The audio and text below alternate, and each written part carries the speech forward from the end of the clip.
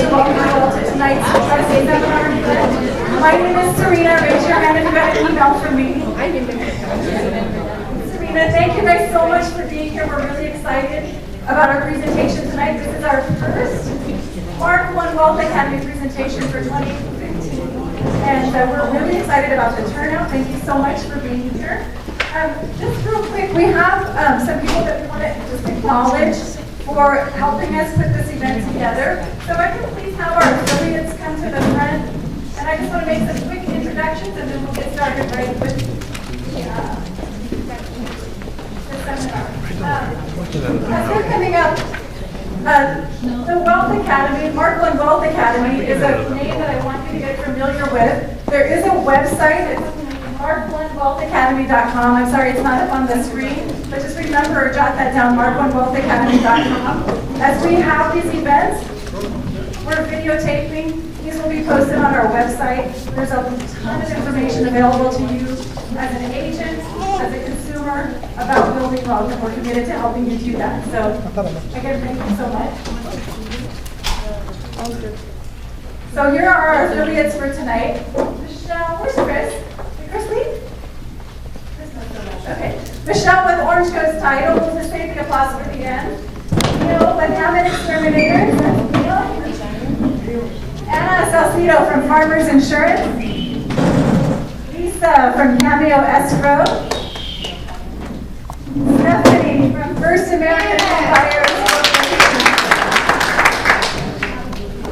Thank you guys so much for your participation and your support. Thank you very much.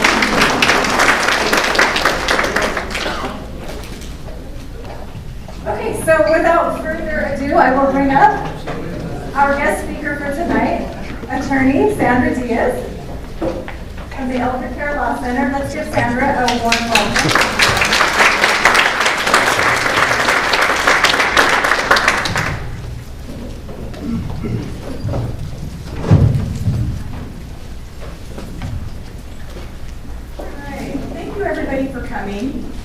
I want to give you a little bit of background about myself and about our area of law. As Serena said, my name is Sandra. I'm an attorney with the California Elder Law Center, and we specialize in estate planning and long-term care planning. I think most of you understand what an estate plan is. Most of you have heard of the living trust. But a lot of you probably don't know that there's different types of planning that you can do to protect your estate if you ever have to go into a nursing home or an assisted living or any kind of government benefits. So I want to cover everything from a basic estate plan into a detailed long-term care plan. So the attorneys at the California Elder Law Center, there's two of us, and both of us are veterans. So we are very passionate about working with veterans and helping veterans to get benefits through the VA, which if any of you are veterans, you know how difficult it can be to deal with the VA. We've been practicing, Michael McGuire, my partner, has been practicing in this area of law for about almost 20 years now. It's a very small area of practice. There's not a whole lot of attorneys that deal with long-term care planning.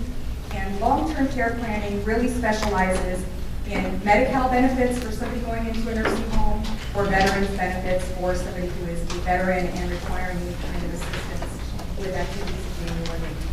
So what I'm going to do today is I'm going to start by going over a basic estate plan. Like I said, most of you have heard of a living trust, but you probably don't know what it does or why you need one. How many of you in the room have a living trust? Not that many of you. How many of you own homes? All of you should have a living trust. Every one of you. So an estate plan is really a plan that you put together that's going to allow you to make decisions as far as who's going to take care of you should you become ill or incapacitated, who's going to make medical decisions for you, who's going to make financial decisions for you if you can't do it for yourself. Your estate plan is also going to allow you to decide who's going to inherit my assets when I pass away. So when you die, do you want everything to go to your kids? Do you want everything to go to charities? You get to decide in your estate plan how everything is going to pass and who it's going to pass to. Now there's different things that come into play when you have an estate plan, when you prepare your own estate plan. So number one, are you married? There's different provisions if you're married and you have a spouse. Do you have children? Do you have minor children? Because that becomes very important. Should you pass away and your kids are underage, who's going to take care of them? Who's going to care for them? And how is the money for them going to be managed, and who's going to manage it? Do you own property? Do you own real property? Do you have property outside of the state of California? Do you have bank accounts? Do you have IRAs? So all of these things are going to become very important when you sit down and prepare your estate plan. And it's something that you can do with an attorney. And every estate plan is going to be different. Everybody has different needs and different requirements. We have a lot of families that don't have any children, and they're very concerned that they want all of their money, all of their assets to go to certain charities. And that you can be very specific with your plan. You can say, I want my kids to only inherit 10% when I die, and then I want them to have 5% every year for the rest of their lives. You know, we all know our children. Some of them are responsible, some of them are not. It's a good way for you to control how they're going to inherit assets, if they're going to inherit at all. Another issue that becomes very important is whether you have children that are special needs. If you have children that are disabled, that can't manage money, but you still want them to have money to be cared for, you have to do a very special type of trust to plan for them. If somebody is disabled and they're receiving any kind of benefits from the government, whether it's Medi-Cal benefits or disability benefits, they have limits as to how much they can have in their name. So if you die and they inherit $100,000, they're going to lose their medical benefits and they're going to lose their disability. But there's things that you can do to plan and set up a trust for them, have all of those assets go into a trust so that they don't lose their benefits and they still have money to supplement their care. So every estate plan is going to be different, and any estate planning attorney can sit down with you and go through all of these things to develop your estate plan. Now, there's, like I said, we do two different types of planning. We do living trust and we do long-term care planning. And the living trust is what I call what happens if I die trust. So the living trust is going to take care of your estate when you die. It's going to avoid probate, it's going to designate who you want to inherit, but it only deals with the issue of what happens when I die. Long-term care planning is a little bit different because that plan is covering what happens if I don't die. What happens if I get dementia, I get Parkinson's, I get some kind of long-term care illness, and I'm unable to manage my affairs, and I need to go into a nursing home. So that long-term care plan is going to designate the people that are going to manage your affairs, and it's also going to be able to protect your assets so that you can keep your assets and qualify for government benefits to cover the cost of care. Okay, with both of those plans, you're going to want some kind of a trust, whether it's a living trust, whether it's an irrevocable trust. Again, it's all dependent on your circumstances. You're going to want a will. Everybody will need a will. And a will is going to designate, again, who is going to inherit if I pass away. You're also going to need a durable power of attorney. So a power of attorney is a document that is very, very important while you're alive. This is if you become incapacitated, you're unable to handle your own affairs, who is going to handle your finances for you if you can't do it for yourself? And there's, again, different types of powers of attorney. You can sign a power of attorney that makes the power effective immediately. You can sign one that says it doesn't become effective until 2 doctors have declared me incompetent. And what you need will be, again, dependent on your circumstances. For somebody who's younger, who maybe you don't have a trustee or an agent that you trust, maybe you want a power of attorney that doesn't become effective until you're incapacitated. But for somebody who's maybe 85, 86 years old and they don't want to handle things on their own anymore, they might want something that's effective immediately. So that's something that, again, you can discuss with an attorney and see what is most appropriate for you. You're also going to want a medical directive. This is a document that's going to allow you to do 2 things. It's going to allow you to make medical decisions for yourself ahead of time, and it's also going to appoint the person who's going to carry out those decisions for you if you can't do it yourself. So if you're in a hospital, you're incapacitated, you're designating the person that's going to be allowed to step in and make all of those decisions for you if you can't do it yourself. Okay, how many of you have a medical directive? Very few of you. How many of you have ever even heard of a medical directive? So you know what it is. Everybody in this room should have a power of attorney and a medical directive. These are documents that are effective while you're alive. If you become incapacitated but you have not died, who is going to manage things for you? A trust, you really do for the benefit of your beneficiaries, because we're going to be gone. So we're just making it easier for our children or our family members to be able to inherit what we've left behind, but we're not going to be here anymore. So you're really doing it for the benefit of your kids. But the power of attorney and the medical directive, this is something that is very, very important while you're still living. You know, especially with the medical directive, if you have certain wishes that you want to be followed, you want to make sure that you're appointing the right person to follow your wishes. You know, a lot of times I get families that come into our office and they want one child to be the trustee because that's the child that is very good with finances, they trust her 100%, but they don't want her to be on the medical directive because she couldn't pull the plug if she needed to. So it's, you know, there are a lot of decisions that you have to make, and you have to know your family, know who you want to appoint to make these decisions for you. So the other thing that I think a lot of people don't know is the difference between a will and a trust. And I don't know if I said this, but if you have any questions as I go along, please feel free to ask me any questions at all. So a will and a trust, and I get a lot of people that come into the office and they say, well, I have a will. I don't need to have a trust, because my will tells everybody what I want. And that may be right for some people, but it's not right for other people. In California, the law says that if you own real property that's valued at more than $100,000, and it's fair market value, not assessed value, which is just about every home in California. If you own a home that's over $100,000 and you have a will, your family will still have to go to probate. So they're going to have to go to court, they're going to have to open up a probate, and they're going to have to wait months, maybe years, before that probate is closed. So if you own a home in California with a fair market value of more than $100,000, you should have a trust. If you don't own a home, but you have assets that are valued at more than $150,000, again, if you don't have a trust, it's still a probate. Okay, so it's really important to know what your assets are and what assets are considered when somebody passes away. And they're basically going to consider any assets that don't have a pay-on-death beneficiary. So are you all familiar with a pay-on-death beneficiary? Do you know what that is? Okay. So when you open a bank account, a lot of times the bank will give you the option to name a pay-on-death beneficiary. So while you're alive, you own this bank account. But when you die, you want this person to inherit that bank account. So that's outside of your trust because you've named a beneficiary. If you have a joint account, an account that you hold in joint tenancy, it could be a checking, it could be a savings, it could be a brokerage. If you own it in joint tenancy, that's outside of a trust as well, because when one person dies, the other one becomes 100% owner of that account. So it's really important to know what kind of accounts you have and how you hold those accounts. If you have any kind of retirement accounts, 401ks, IRAs, anything that's a tax-deferred retirement account, all of those have designated beneficiaries. So those are outside of your trust, typically.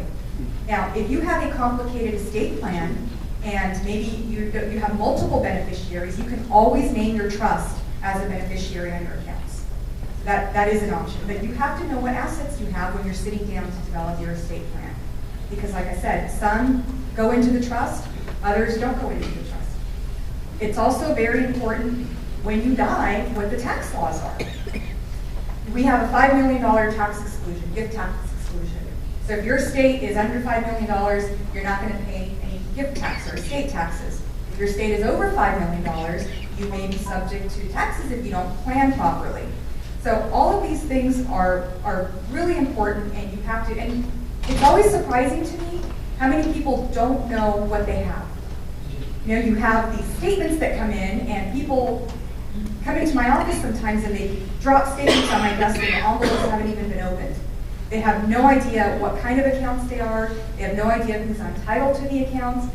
You know, we ask them, do you have beneficiaries? I don't know. I don't know if I've listed beneficiaries. So we typically go through, update all of your accounts when we do your estate plan, name the trust as a beneficiary, name the trust as the owner of those accounts. Because if you establish a trust, but you don't fund your trust, you don't put your assets into the trust, it does you absolutely no good. You have to put your assets into a trust. So when you go to an attorney that practices estate planning, they're not done with your estate plan until all of your assets have been put into your plan. all of your properties, all of your bank accounts, checking, savings, CDs, everything has to go into your trust. Because if they're left outside of your trust, then your family's still going to have to go to probate and go through the process of going through the court to cash those accounts out. Now, are all of you, how many of you are familiar with probate? Okay, so probate is the process that a family would have to go through when somebody dies without a will, or maybe they have a will, but their assets exceed the limit for a non-probate transfer. So if they're over $150,000 in cash, or there's a house that's worth over $100,000, then the family would have to go to court and they have to open probate. A probate is, like I said, it's all done through the court. The filing fees are expensive. The rules for a probate are very lengthy and very expensive. You have to put an ad in the local paper. You have to notify creditors. Everything is done through the court, and it's very, very expensive. I did the calculations for a house that's valued at $500,000. The probate fees are about $20,000 versus setting up a trust, which most attorneys charge anywhere from $2,000 to $3,000 to set up an estate plan. So it's very expensive, it's very time consuming, and it's very frustrating because everything you do is done through the court. And we don't handle a lot of probates because our clients come to us so that we don't have a probate, but every once in a while we'll get a probate that comes into our office, and every time I go to probate court, I'm just so frustrated because there's cases there that have been open for 5 years. So you have absolutely no control over how long it takes. If anybody decides to contest a will or contest a probate, then that just delays the process even longer. And it's very public. Everything that gets filed with the court is in public record.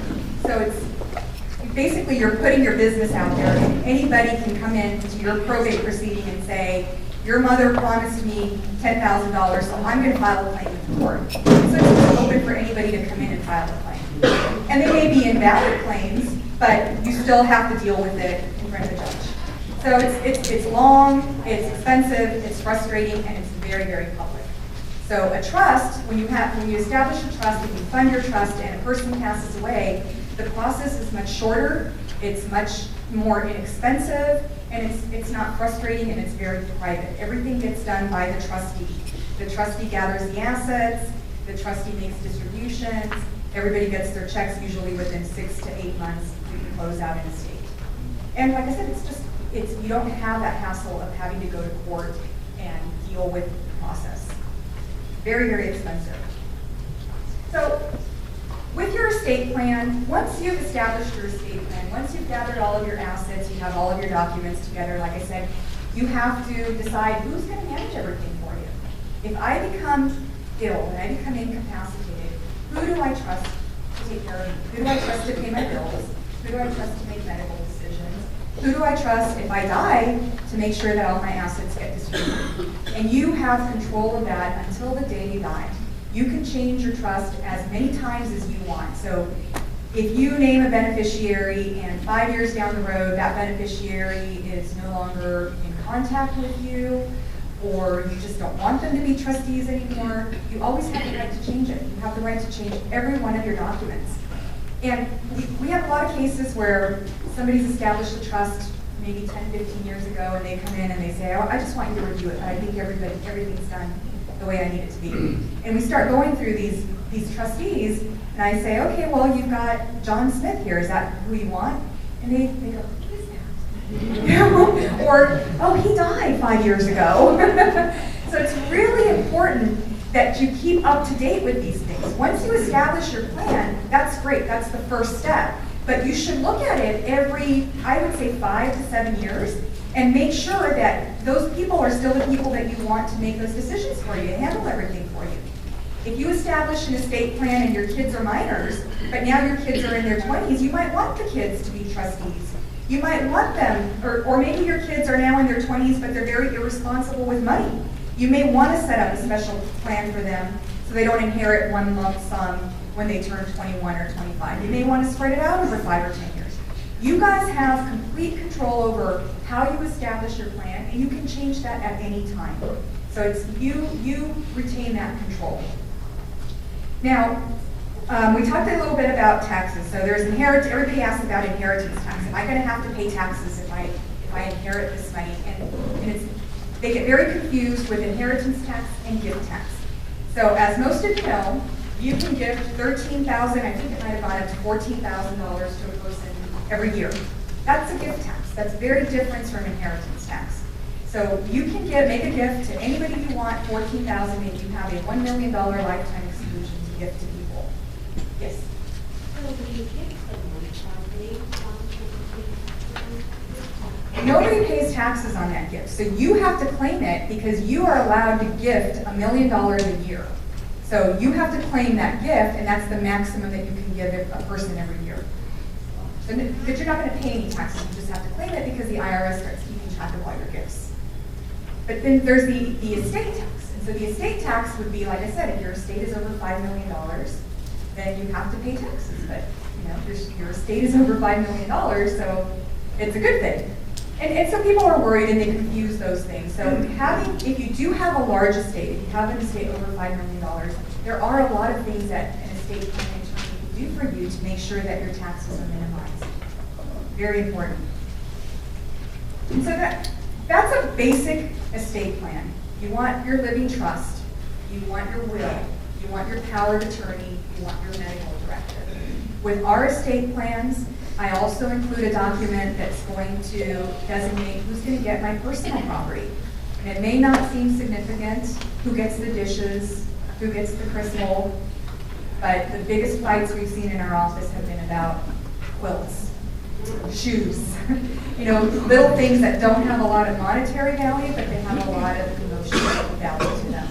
So in your documents, you also, if you have things that have value to the family, you want to make sure that you designate who's going to get that. We had a lady years ago that made quilts, and she had probably 50 quilts, and those kids fought over who was going to get which quilt. So I always suggest give it to them while you're alive. That way there's no fighting later. But if you can't do that or you don't want to do that, then have it designated in a document that says, you're going to get this quilt, you're going to get this quilt, you're going to get the car, you're going to get the china. But it's that way it eliminates the fighting when you're gone. What percentage of clients do you see that have children or adult children, especially more or less? We see quite a bit. I'd say probably 20% of our clients have special needs. Excuse me, can you repeat the question so we can hear it Oh, back here? I'm sorry. She asked me what percentage of our clients have special needs. We have about 20%, I would say, that have special needs. And how do you fairly divide, in your experience, how have you fairly been able to divide it? If say there's siblings that aren't special needs, if you have a child with special needs, how have you been able to make everything fair and even? In your experience. So the question is, how do we make everything fair and even when there's a child that has special needs? And again, every family is different.